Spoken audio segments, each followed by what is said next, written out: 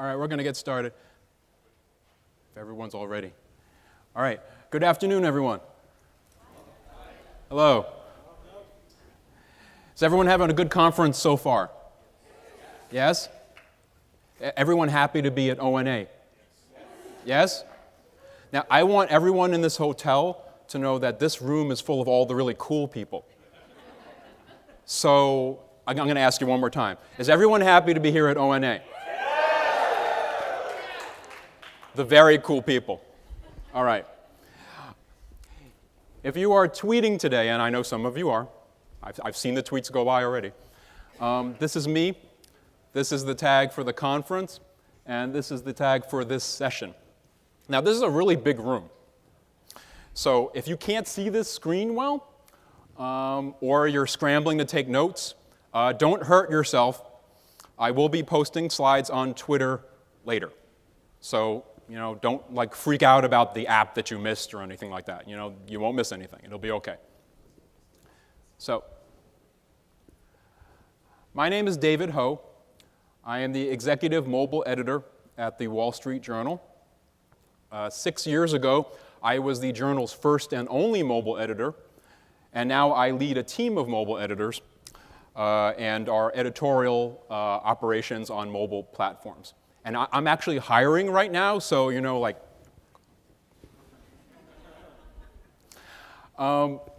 this year, the Wall Street Journal actually merged its editorial and product sides.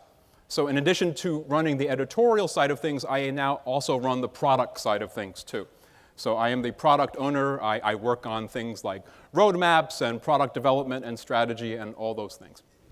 I am also a teacher. I teach at the City University of New York at the Graduate School of Journalism there. As you might guess, the class is about mobile and emerging platform journalism. Early in my career, I was a programmer. I built web pages back when that was a new thing. My boss was the webmaster, if you remember when that was a title. I think we should bring that title back. I mean, it's a really good title. So someone really wants to be a webmaster, like right over there. So, yes. Oh, you are. Okay. Now, my job is very technical at times. It's very much about new technology. It's about product. It's about user experience, all these things. But absolutely, positively, I am a journalist. All right? I've been a journalist for 20 years now. More than half of that time spent as a national reporter. And I tell you this. Oh, it's me. I tell you this because... oh, and by the way, I hear somebody's phone going off, and in this session, that's totally okay. It's fine, I mean, that's like the point, all right? Now, I hope the ringtone does stop soon, but overall, I'm not going to, get pissed at you about the ringtone, so.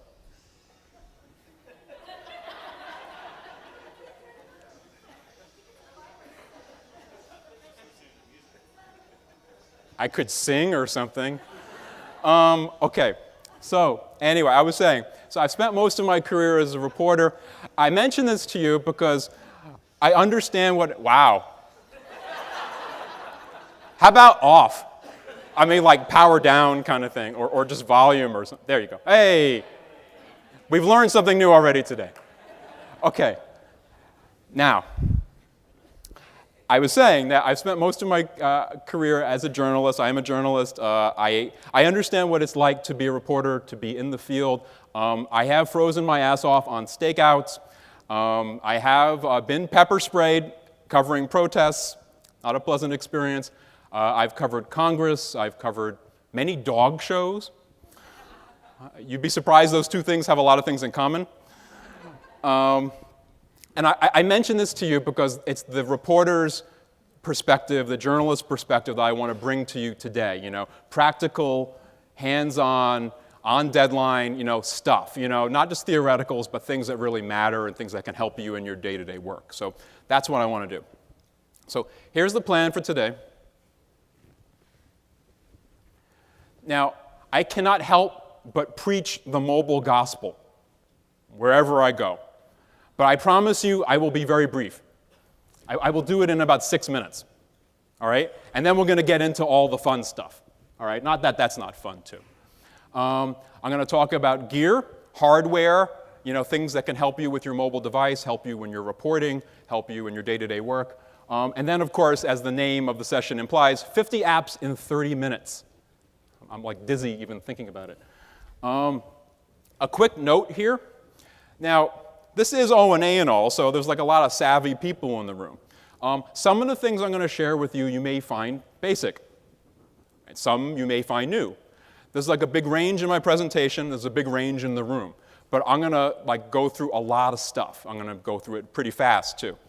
For me, if each and every one of you can just get like one thing out of this presentation that makes your work easier, makes your life better, helps you in some way, if it's just one thing out of all the stuff I'm going to show you, I would call that a win.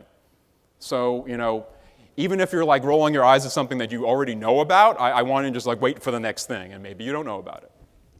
And then, of course, fabulous prizes. This is the important part. They didn't tell you this, but this is the whole reason for O&A this year. So you can come here and get fabulous prizes from me. Now, if you leave this session in the middle, you will not get a fabulous prize. All right? And if your email starts getting more interesting than I am, well, you may miss out. Just think fabulous prizes. All right? Just keep that in mind. So here's your first opportunity for a fabulous prize. All right. Now, mobile's big deal. I want to tell you why mobile is a big deal, because I know no one has ever told you this before. Okay? Let me ask all of you a question first. Does anybody know, or does anybody have a guess? And I'm looking for hands here, because this is like a lot of people, and it'll get crazy if you shout. So does anybody know or have a guess how many mobile devices are there in service in the world right now? And by mobile device, I mean something with a cellular connection, so a phone, a tablet, e-reader. I'm not talking about Wi-Fi here, but some kind of like mobile device like this. Does anybody have a number? 1 billion. Hands, please. Hands, please. Right over there. 13 billion. Do you work for the mobile industry? Anybody else? Over there. 2 billion. Okay, that's a pretty big range. Over there. 750 million. I think there might be more than that just here at O&A. Anybody else? Yeah. 8 billion. Okay, I'll end it right there. All right, the correct answer is there are more than 7.2 billion mobile devices in service right now. That means that right now there are more mobile devices on Earth than people. For all of you with more than one phone, this is your fault. Now, before I continue here, I did say there was a fabulous prize. And whenever anyone answers this question correctly for me, I like to give them the symbol of mobile app success, the angry bird. Now, have you played Angry Birds? Yes, you. You have? Okay, great. So that you know then that I must throw this at you. Now, this is like, I like to throw from the stage, but this is a really big room and it could be embarrassing, so I'm just going to walk a little bit closer to you right now. Just a little bit. I think that's right about here. Okay, all right. Now, is anyone near you have a drink or something like that? That could be a problem. All right, you ready? Okay, here you go. Awesome, congratulations. Thank you. Now, before I get back on stage, I want all of you to appreciate what it's the challenge of getting through airport security with a bag full of angry birds. One wrong squeeze, All right, so of those mobile devices, more than 2 billion of them are smartphones, and this number is growing very rapidly. In this country, of all the digital time you spend doing anything, 60% of it, more than 60%, is on a mobile device. And this year, at the beginning of this year, 39 of the top 50 news websites had more mobile traffic than desktop. And that was like 9 months ago, so you can imagine that number might be closing in on 100% right now. Now, all of these trends create a lot of headlines. I know you've seen them. And I'm very happy about this. I'm very happy about this because I've spent years trying to get people to talk about mobile, to understand mobile, to think about mobile, and now they are. And so it's great. But there's like a totally different challenge now. A lot of people are talking about mobile, but far fewer people actually understand it, really get it, know what it's about. So what I would like to do here today is I would like to get all of you to walk out of this room with a really fundamental, deep understanding of why mobile is important. And so I need you to do something for me. So everybody, please take out your smartphone. All right? If there is someone in this room at ONA who does not have a smartphone, you and I need to have a private conversation later. Okay? So everybody take out your smartphone. Got them out? Still like reaching in the bag? Most of you probably had them out already. All right? Now what I want you to do is I want you to unlock your smartphone. And when you have it unlocked, I want you to hold it up like this so I can see it. All right, wow. You guys look awesome. Hold on a sec. I need to take a picture. Hold on a sec. All right, I got another phone here for this. Keep holding them up. Yeah, keep them up, keep them up, keep them up. Oh, this is great. Oh, wow. You guys look like protesters in Hong Kong or something. All right. All right. Okay, everybody say mobile majority. There you go. I'll post this on Twitter later. Thank you. Don't put the phones away yet. Okay, so now that you've got your unlocked smartphones in your hand, take your phone and hand it to the person on your right.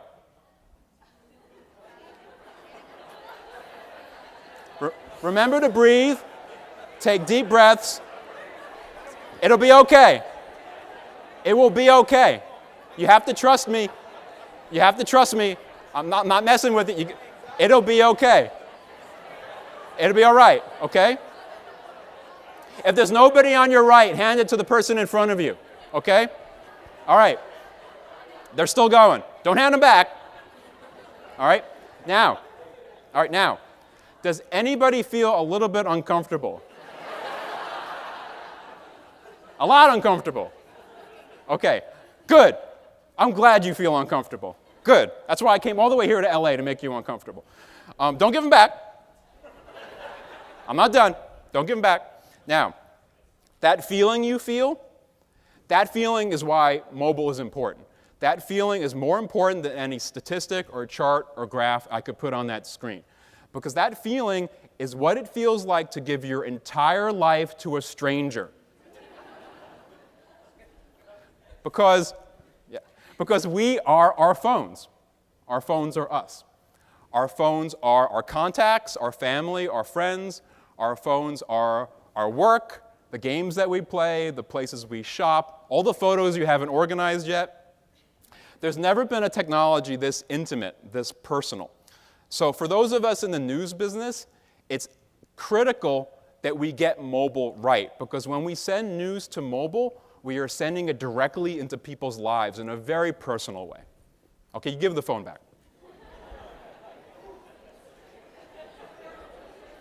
I hope you're not too traumatized. We've still got some time to go here. We got about 45 minutes or so. All right? All right. Now let's get into okay, I'm done, end of preaching, okay? Now I'm going to get into the gear here. All right.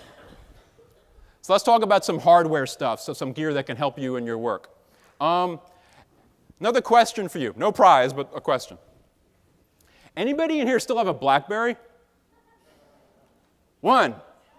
So you're the one. Okay, hold on to that. You're keeping that entire company afloat. All right, it's important. All right, so was there another one in the back? No? Two. I see two. Okay, great. Okay, different question. Who used to have a BlackBerry? All right, far bigger number. Right. For those of you who used to have a BlackBerry, what was the hardest thing to give up about your BlackBerry altogether? There you go. So touch screens are great, really, cutting edge technology. Even autocorrect. Well, any fans of autocorrect here? No? It's getting better, a little. Well, a few years ago, whenever I put my name into autocorrect to log into anything, it would change my name to Honda. But, if your job, so touch screens are great, but if your job is about words, if it's about speed and accuracy and deadlines, then a lot of the time a touch screen keyboard just doesn't cut it. Fortunately, there is a solution to this problem. Wireless keyboards. Now, I bet anything that there's a bunch of people that already have wireless keyboards. Anybody here use a wireless keyboard with like a tablet? A couple dozen, I guess. Anybody here use a wireless keyboard with a phone? Maybe about 10. All right. This is not new technology by any means. I was using an infrared wireless keyboard with a Pocket PC 12 years ago. But a lot of journalists don't even know this is possible, which is why I bring it up.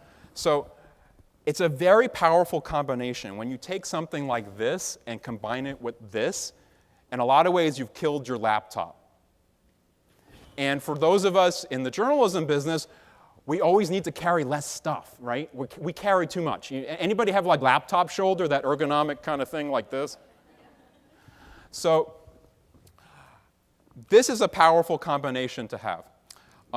These kind of keyboards come in all different shapes and sizes. My favorite one, I'm going to hope I get off there for a second and go back to the slide. There we go. Is the Amazon Basics Bluetooth keyboard. Costs about $26. Relatively inexpensive, pretty sturdy. There's a lot of these out there, and there are new ones all the time. This thing down on the bottom is called the LG Rolly. And I haven't tried this yet, but I really want to. It folds up into a little stick that you put in your pocket. So this is a pretty powerful thing to add to your phone if you want to like drop your laptop. It does a lot. Now, anybody use their phone for photography or for video? All right, a lot. For work? Yes? Okay, yeah, all right. There are ways to sort of up your game with that. If you haven't discovered these already, there's like a whole bunch of like lens kits that you can get for your phone to sort of get better zoom, get like fisheye, all kinds of things, wide angle. There's also this gadget called iographer. Anybody use an iographer? Like 3 people, okay. Now, it's basically this case for your phone, or for your iPhone or for your iPad, that if you're shooting video, it helps you keep it steady. And it also has these mounts on the top for like lights and microphones and things. There's a new thing which I just added to this tip here called DX01. And it's an attachment for your iPhone, very expensive attachment for your iPhone that helps bring it up to the level of like a pro quality camera. Now, if you have $600 to spare, that you might be interested in this. I have not used this myself, but one of my colleagues recommends it highly, so I put it in there. If you record any audio with your phone, any kind of external microphone will vastly improve the audio quality. So if you do podcasts, interviews, even just getting a wired lav mic that you just plug into the headphone jack on your phone will improve the audio quality of your recordings a lot. Anybody here watch Game of Thrones? All right.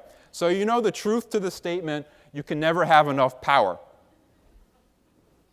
Now, I bet a lot of people in here have some kind of charging pack for their phone. That's great. There's so many different kinds. I will just say this, that I have been using MobileGen mobile juice packs for many, many years. I have battle tested them under some really difficult conditions. They charge a lot of devices simultaneously, multiple times.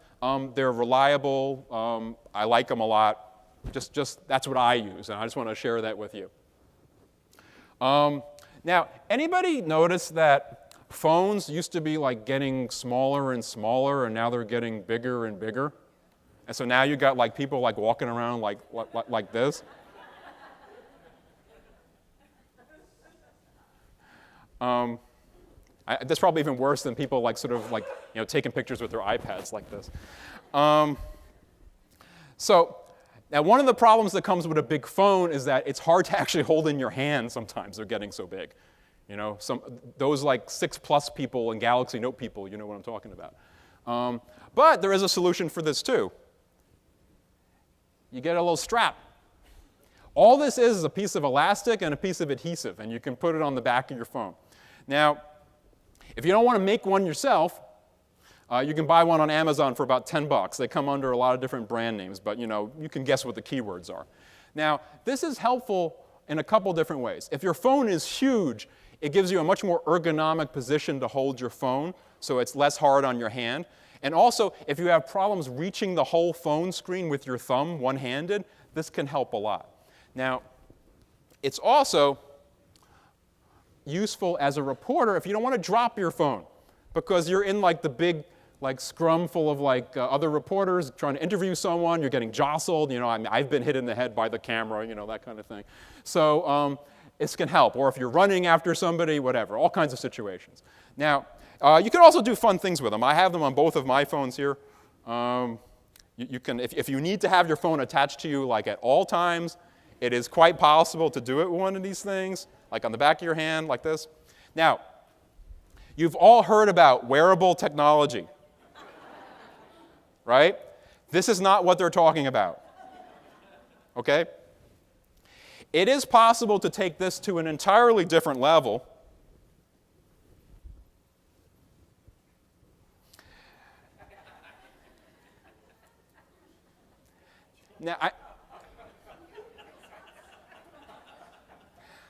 Now, I know the question in your mind. It's like, David,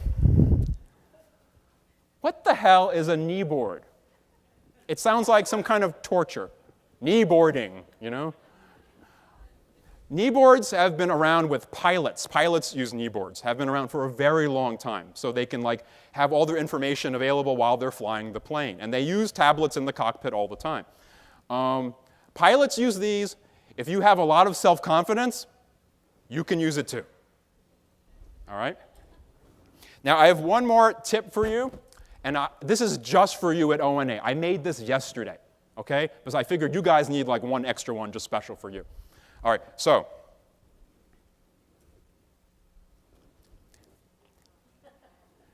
have you had this problem? Does your iPhone cable look like this? Don't be embarrassed. It happens to a lot of people. It happened to me too. And it happened to me so many times that I decided that I was going to research a solution, and there had to be a better way.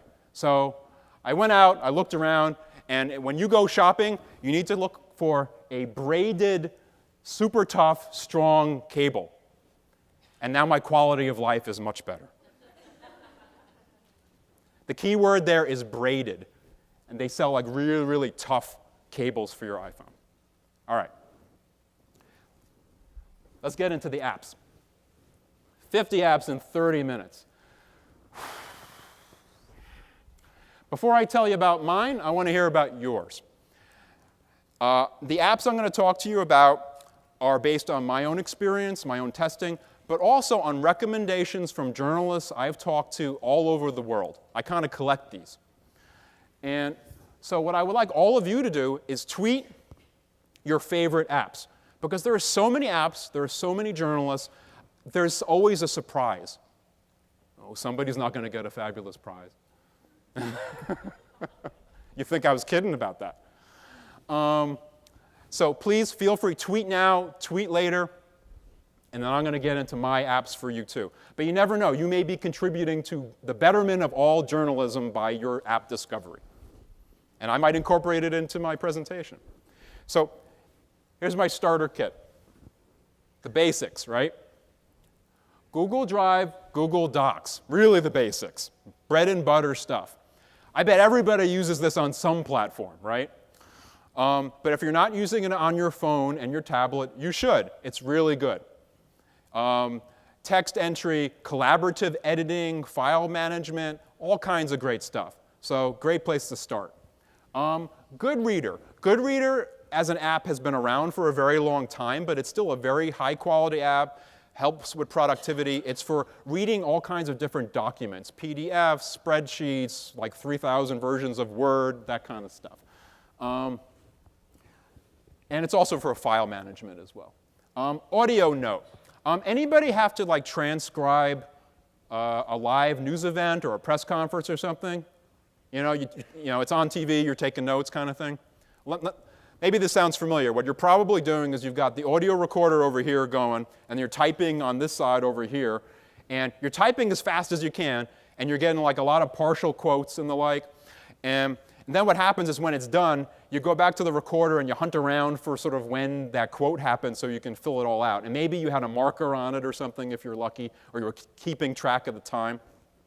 What Audio Note does is that you record audio with the app, and then you type into it at the same time. And the app syncs up your typing with the audio. So when you're done, you tap on the partial quote, and it jumps you to that part of the audio. And it saves a lot of time. Koji is kind of like a DVR for audio recording. You ever you don't want to record an entire event, you just want to record the good quotes, but you never turn your recorder on until after the quote was already said. So when you open this app, it's kind of always recording, and when you hit record, it gives you like a buffer. It gives you the 10 seconds or so before you hit record, so the stuff that you missed. So that's useful too. Now, these apps are cool, but I know it's not what you really want. I know it's not what you're looking for. Since the dawn of time, there's one thing that all journalists want. There's a magic technology that they've been demanding, they've been waiting for, and they've never gotten. And that is the magic technology that will automatically transcribe all your interviews for you perfectly, including punctuation. Right? You want to just record, plug it in, and you're good to go. Now, we're not there yet, but we're getting damn close. Really. It's impressive how close we're getting to that. One example of that is an app called Dragon Dictation. Now, Dragon's been around for a long time in the realm of dictation. And I want to show you how this works. So this is what Dragon looks like here. So I'm going to give you a demo. This is a test. This probably won't work because technology demonstrations in front of large groups of people never work.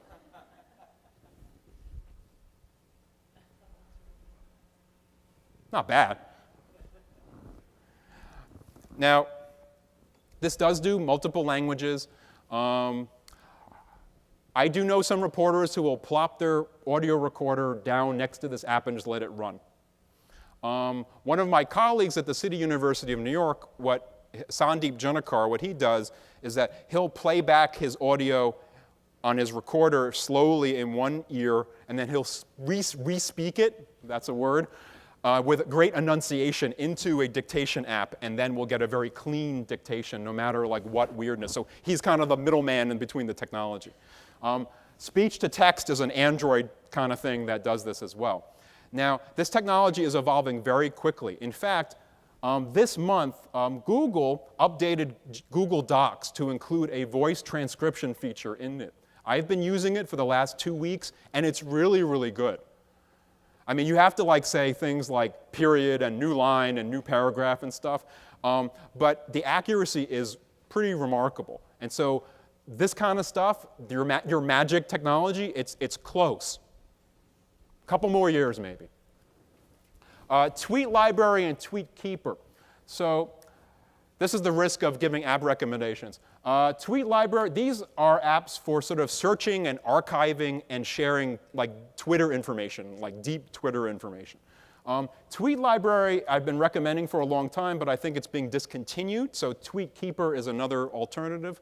You can search tweets and then turn it into a spreadsheet and email it to yourself. Photon Flash Player, for everybody that wants to play Flash on your iOS device, this can do that. Live 360. So this is an app mainly intended for families, but there are journalism applications too.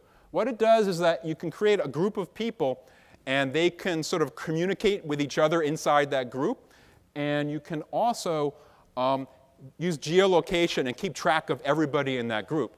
I use this in my family. My son just started middle school. His school is far away, and so you can create these geofences, these virtual perimeters around places. So when my son gets to school, I get an alert that he's arrived at school, or when he leaves, that kind of thing. And this is not like Big Brother tracking. He knows this is happening, and he's totally cool with it. But think of the journalism applications. Maybe you've got a big group of reporters covering some big sprawling news event, and you need to keep track of where everybody is and to communicate with that group. Maybe you've got a journalist in a dangerous situation somewhere, and you want to know when they're leaving their location and they're not supposed to be. Right? You want to get an alert when they leave the hotel, wherever they are, kind of thing. So there are different things you can do. Say hi, and I translate. If there are any Star Trek fans in the room, and this is ONA, so I assume the answer is yes. Oh, someone actually even raises their hand. That's dedication. Okay. The rest of you I know are silent, but you're out there. So these apps, these translation apps, it's essentially the universal translator, which is you speak to it in one language, and then it speaks the translation in the language of your choice. There's quite a few of these. I'm going to give you an example of Say Hi, which is one of my favorites. So I'm going to ask the most important question in any language. I hope the audio's on. Where is the bathroom? ¿Dónde está el baño? Now, does anybody like in the near vicinity speak a language other than English? Oh, right here.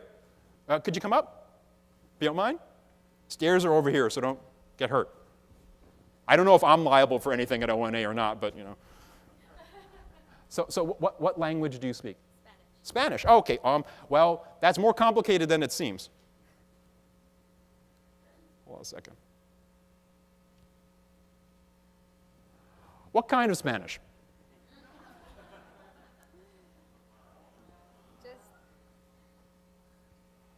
You can do Argentina. Argentina, okay. Español. Oops. Español. Okay. All right, so I'm going to tap this button, and I just want you to say something in Spanish. You know, whatever you want. All right, just come a little closer here. All right, ready? ¿Voy a recibir un premio por esto? I get an award for it.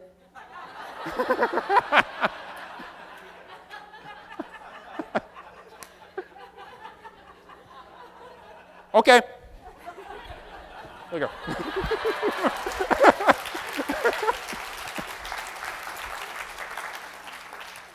I wasn't kidding about the TSA thing, you know. Now, you may not want to do an entire interview this way, but these kind of apps can be really useful, especially if you're someplace where you don't speak the language. So we'll talk a little bit more about that. Now,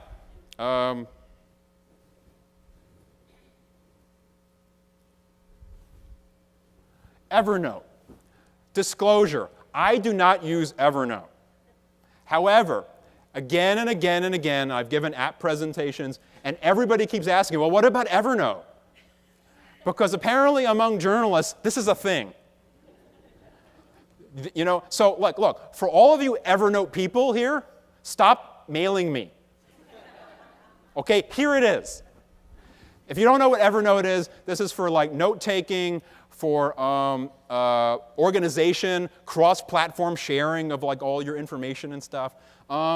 It's not, I'm not like an Evernote person. I have a whole different way of organizing myself. But you know, it's there. A lot of journalists do use this. Voice Record Pro. There are many, many, many voice recording apps out there. This is my current favorite. It is an iOS app. I'll give you some Android ones in a second. All voice recording apps have things in common. They record audio. You can put markers in it, but you can also like edit the audio. You can share it. You can upload it to Dropbox or Google Drive or someplace. My favorite thing about audio recording apps, and this dates me a little bit, but has anyone here had that experience of having that drawer full of microcassette tapes and you have no idea what's on them? The more modern version of that is like you have the digital recorder full of files and you have no idea what's on them. Well, when you record audio with an audio recording app, you can write the name of the recording right there when you record it, and then that's searchable. And so it really, really helps in like keeping your head on when you need to find that interview long after you did it. All right, I'm going to accelerate here. Audio, video, and photo stuff. So here are some more audio recorder apps. My former favorite, Audio Memos, also a very good audio recording app. It creates a very large file size, but it's, other than that, it's really good. For Android users, we got Smart Voice Recorder, HiQ MP3 voice recorder. We got SoundCloud for audio editing and sharing. For like basic video editing to get you started. iMovie and Videolicious, good for video editing. Anybody here in front of the camera, like on TV? Video? No? Yes? No? A couple? Well, Promptware Plus basically turns your phone or your tablet into a teleprompter. So if you're in the field and you need that teleprompter, or maybe you can just like sort of have the camera person hold up your phone or something like that. Night modes is for low light photography. There are a lot of apps that do this. I may be updating this one soon, but I still use it. Speaking Photo. This is an app that you take a photo and then you record audio with the photo. A lot of news note-taking apps do this, but this one is really focused on just the photo and the audio. So if you're a reporter and you're going to a scene and you want to collect a lot of color, you want to like get your impressions down, all the sensory things that you're picking up, you can take a picture of the scene and then you can sort of like speak all your notes into it so you have the audio associated with the photo. Periscope and Meerkat, live video streaming. There's like whole sessions here about this, so I'm not going to get into it. Tagly for putting watermarks on your photos before you put them on social media, so people know who they belong to.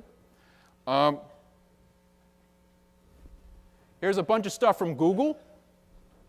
Google Drive I mentioned. By the way, if it's in italics, it doesn't count towards the 50 because I already said it. You will not get me there. Google Translate for translating both audio and text. Over the years, I've heard mixed things about Google Translate. I think it's gotten a lot better, but up to your experience to find out. Google Goggles for for visual searching on images. Google Keep for note-taking. Google Earth for exploring the world.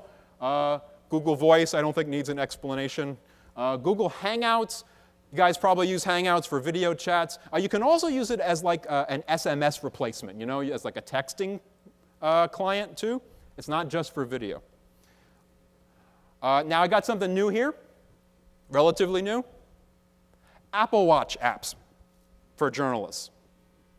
All right, anybody here got an Apple Watch? All right, more Apple Watches than BlackBerries. I'm like running my own little personal survey about this to just to like understand the evolution of technology over time, and definitely Apple Watch ratio to BlackBerry is tilting. So the camera app. Believe it, yes, I'm serious, the camera app. Now what this is basically is a watch remote control for your iPhone. So what's cool about this is that if you've used this, maybe someday you will get an Apple Watch. Most of you do not have Apple Watches. Technology changes, journalism salaries not so much. But if you do get it, you can sort of see what your phone sees on your watch, and then take the shot from the watch. So I don't know, you're in a big crowd, and you need to see over somebody's head. You're looking at the watch. It's a little James Bond, but you can do that. This stuff is all very new, so the applications are still evolving. Drafts 4. These are all iPhone apps too, by the way, but they have to be iPhone and watch apps. Drafts 4 is for note-taking in a very simple, straightforward way. On your watch, you just talk into it, and it sort of does the transcription thing where it creates a note for you. Chord is an app for sending like short audio chat messages to people. It's a good like watch thing if you just quickly want to like send a 12-second message or something to somebody. Again, Evernote, I translate audio memos. All these apps I mentioned before are on the watch. Simple Mic and Smart Recorder. I hesitate a little bit to recommend these, but they're I'm still like hunting around for like the best audio recorder for the Apple Watch. What I really, really want, these apps are basically remote controls for your phone's audio recorder. So maybe you want to put your phone somewhere and then turn it on from your watch from far away. What I really want is being able to record audio on the watch itself. Now, the new Apple Watch update that just came out makes this possible, but so far, as of yesterday, I haven't been able to find any apps that can do this yet. If you know of one, please tell me. I really want to know. Because I can see that situation where if you're the kind of reporter who still likes to hold on to a notepad, you could be having your watch record the audio while you're sort of writing on your notepad like this. These are the things I dream about. All right. One more slide. Even more apps. All right. Banjo. Banjo is for seeing the social media activity coming out of any large news events. You can see the tweets and things coming out of different events, and it's very useful. Now, I mentioned Banjo at a lot of conferences, and there's always somebody from Banjo in the room, and they always get really happy when I put it up and stuff. But I do not get any kind of commission from Banjo. I don't know those people. They just get happy. Wicker and Signal, this is for secure, encrypted, self-destructing messages. If you're talking to a source or something, and you want to send a really secure message. I mean, nothing stops somebody from taking a screenshot of the message that you send, but at least the message sort of goes away. PDF it all. I just like saying it. PDF it all. Say it with me. PDF it all. So I say that at work sometimes. So what this is that it allows you to turn pretty much anything into a PDF, like a website, images, different kinds of documents. You turn it into a PDF, and then you can share it. Makes it very simple for creating PDFs. Pocket is for offline news reading. The Reporter's First Aid Kit, in case it has legal information for reporters in the United States in case you get into trouble and you need that information on your phone. The AP Style Book, by far the most expensive app in my list. I think it clocks in at about $30. If you've bought a style book before, this is not a surprise to you. 5.0 Radio. Anybody a cops and fire reporter? Or do kind of emergency coverage or anything like that? Okay, a handful. This is your good old-fashioned police scanner, but on your phone. So if you want to listen to emergency frequencies, unencrypted, the non-encrypted emergency frequencies on your phone, you can. All over the world. If you want to know what's on fire in Norway right now, you could probably find out. Pulse Point is another twist on this. Pulse Point is an app that's really geared towards first responders, for people who know CPR. So if somebody has a heart attack, it uses geolocation so that everyone in the area who knows CPR can get an alert and rush to that person's aid. But it's also a way to track medical emergencies in your area. There's nothing wrong with this. I mean, you can still see what's happening. There's some kind of medical alert happening, and people are responding. Plane Finder AR. So this is an app, and I'm going to try it here. It tends not to work very well in hotels for some reason, but I'm going to give it a shot. What this app is that this app is it's an augmented reality app for locating planes in the sky. So this is a kind of a map of all the planes, I think, in about a 50-mile radius of here. Now, the cool part happens when I hold it up.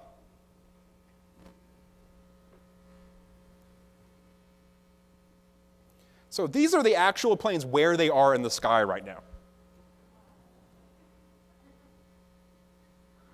If they don't have a label, they're probably private. Anybody flying Air Arabia today? So anyway, now I'm really glad that worked. A lot of journalists may think, well, what the hell is that for? But if you're a transportation reporter, it can be very useful. If there's an exiled dictator landing at an airfield near you, that might be useful. I'll tell you a quick story of when I could have used that app. I really wanted to have that app. So about 15 years ago, I'm working for the Associated Press in Washington, D.C. And I have an assignment. I need to go out to National Airport and watch a plane land. That's my assignment. I need to go and stand by the runway. And this is before 9/11, so I am actually standing right next to the runway. So I go out to the airport, and the plane I'm waiting for, the reason I need to watch it land is because Elian Gonzalez's grandmothers are on that airplane, and they are arriving in Washington to plead his case. Does anybody remember Elian? All right, he's all grown up now. So I'm at the airport. I figure out which plane it is. I watch it land. My job that night was to watch the plane land, then call into the desk so they could change the line in the story that says they are on their way to the plane has landed. That was my job. I did it well. So the plane lands, great. I wish I had the app. There's snow on the ground, there's ice, it's winter, I'm starting to leave, and I slip. And I do one of these things where you kind of like almost fall, like kind of like this, and you recover, and that looked really cool. But you didn't really fall. And the photographer I'm with, a guy named Rick, he looks at me and he says, "Wow, we almost had a hoedown."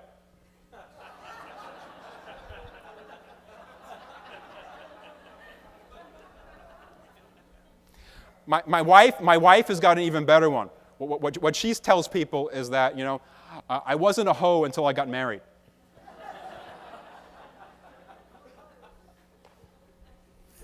All right. Thank you. Now, this is an app, Marine Traffic. This is for tracking ships at sea. Now, this is one of these ones. This was recommended to me last month by a journalist in Oslo, Norway. And it's, again, if you want to know where ships are in the world, maybe they're in a recovery operation. Maybe they've gone missing. Maybe they have, spilled oil somewhere. You can track them. Cam Scanner and Prismo, these are apps, these are document scanners for using your phone to scan documents. It's better than just taking a picture because you can clean up the photo, you can change the contrast, and they have optical character recognition. So all you need to do is take a picture of the document, and then it sort of scans it and turns it into usable text that you can then email or copy, that kind of stuff. All right. Now, I've got one more app to share with you. Just one more. One more.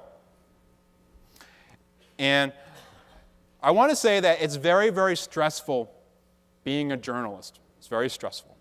Times are changing, technology is changing, it's very, very difficult for all of us. However, there is one thing more stressful than being a journalist, and that is the game Flappy Bird. Now, there's an important lesson for journalism in Flappy Bird. I want to say that right away before you leave. Okay? There's an important lesson here. Now, for those of you in the know, and this is O&A, I figure you're in the know, you're probably saying like David, Flappy Bird, that's like so 2014, right? Why aren't you showing us Crossy Road or Floppy Worm or something like that? Yes, there are games like this. So if you don't know the story of Flappy Bird was this app, this game that came out last year. Very primitive graphics, like something from Mario in the 80s kind of thing. But very suddenly, it became the most popular app in the universe. Every platform, every device. Everybody was playing this thing. And it was highly addictive. So in the App Store, there were all these reviews. And the reviews were saying things like, "Flappy Bird ruined my life. I lost my job because of Flappy Bird. My girlfriend left me because of Flappy Bird. Flappy Bird is the devil." Stuff like that. And allegedly, the creator of Flappy Bird was so upset by all these reviews that he yanked it out of the App Store, despite the fact that he was making $50,000 a day in advertising revenue from this little game that he made. That's the story. Now, there's a lesson here about journalism, really. But to show you this lesson, I need 2 volunteers to come up here. I got one right away. So, okay, you, from way over there. Anybody on this side of the room? Okay, over here. All right, awesome. Come on up. Come on up.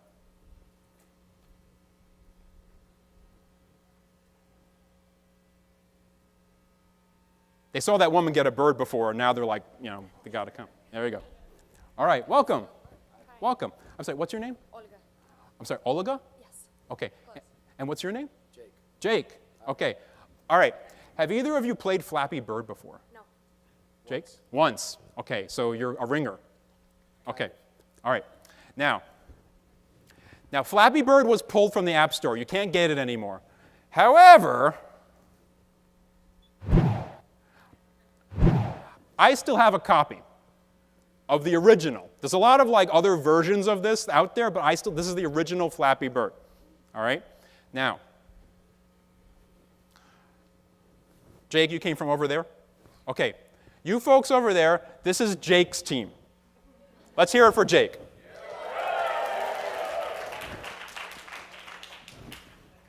And Olga? Okay. This is Olga's team. Let's hear it for her. All right. Jake, I think your team needs a little work. Yeah, okay. All right. All right, good. Now, before we get started here, I want to make an important point. Smack talk is not only allowed, it is encouraged.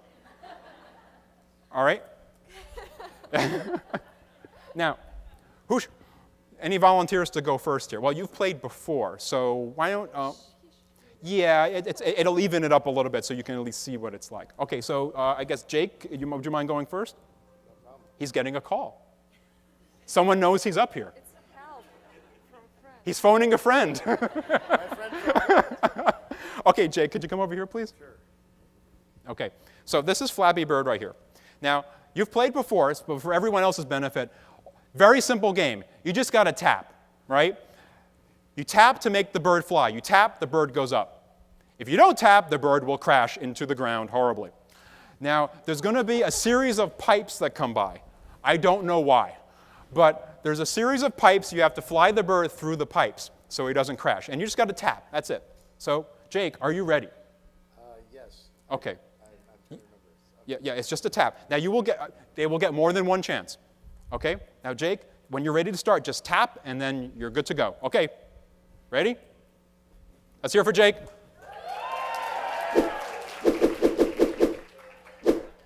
Oh. Okay, now Jake. Two more tries for Jake. Okay, you ready?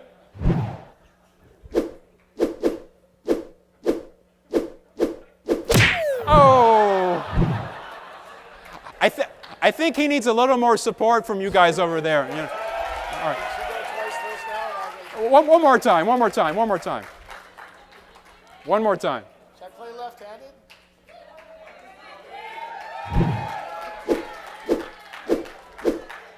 Come on, Jake. Oh. Don't go yet, Jake. Don't go yet. Okay. Olga, the score you need to beat is 0. I've got a chance. Okay. So when you're ready, just tap it and you start and keep tapping. All right? Ready? Go. Oh! Okay. Let's see if you can do even better. All right? You ready? Let's see. She got to break her record. Come on.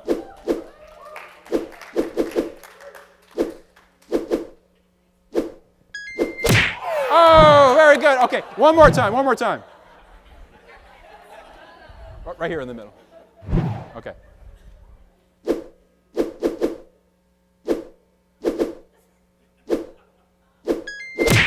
Oh, okay. Stay here a second. Okay. Don't worry about it. I'll take care of you. All right, now, first of all, I want to say that in Flappy Bird, 1 is a really good score. If you've played, you know what I'm talking about. All right, now let's hear it for both of these guys. Don't go yet. Now, for your bravery, first of all, for Olga, for winning, I have this wonderful Flappy Bird hat here. These are hard to find, okay? It says, get ready. Here you go. Thank you. You're welcome very much. Thank you, Olga. And for Jake, we have this wonderful hat that says, game over. There you go, Jake. Thank you very much. Thank you both. Now, I did say there was a point to all that, right? You think I'm just full of it, right? There really was no point to that. But there is. So I have come up with the 5 things that Flappy Bird can teach news organizations about mobile. Really. Mobile is a battle for time. It's about spending time with news versus Facebook and YouTube and all these other things, you know? How do you make your mobile experience that good? Mobile doesn't have to be complicated or fancy. It just has to work really well, smoothly. Mobile is about physical interaction. It's not just about reading and listening. It's about physically interacting with the technology. Mobile is very subjective. Many of you may have thought that was really stupid. But this app still earned $50,000 a day. So somebody was doing something right. And it's fun is a good thing, too. Finally, flap, crash, flap, crash. A lesson for all of us from Flappy Bird: we have to try, we have to fail, we have to try again. We have to experiment. We have to be willing to work at it and to crash and to pick ourselves up again. The technology is changing fast. We have to try new things, and we have to be willing to have a bumpy road at times. I have one final thought for you before I want to let you go, and that is this. Now, when Edward R. Murrow said this, he was talking about television, which at the time was the disruptive technology that was affecting journalism, right? But I think this quote has a lot of relevance to all the work that we're doing today and the environment that we're in today, because whether it's tablets or smartphones or smartwatches or smart jeans, they really have those, when you get down to it, it's all lights and wires in a box. You know? Yes, I don't want to underestimate the importance of mobile and the effect on our lives and how it impacts everything and the way we communicate and connect. But for journalism, it's still really important what we put in the box. It's not just about the box. It's not just about the technology. It's still about the story. It's still about the stories we tell. It's about the journalism we do. It's about the mission. It's about the reason we all got into this in the first place. It's not just about the gadgets. My own version of this statement, if I may be so bold as to share the screen here, is this. Our technology is meaningless without the humanity that gives it purpose. Now, my job is very much involved with technology. A lot of, it's very, very deep into this stuff sometimes, but I always keep this in mind, that it's not about the technology. It's about all of us. It's about people. It's about what you use it for. It's about the good journalism that we all need to do. That's all I got for you today. Thank you very much.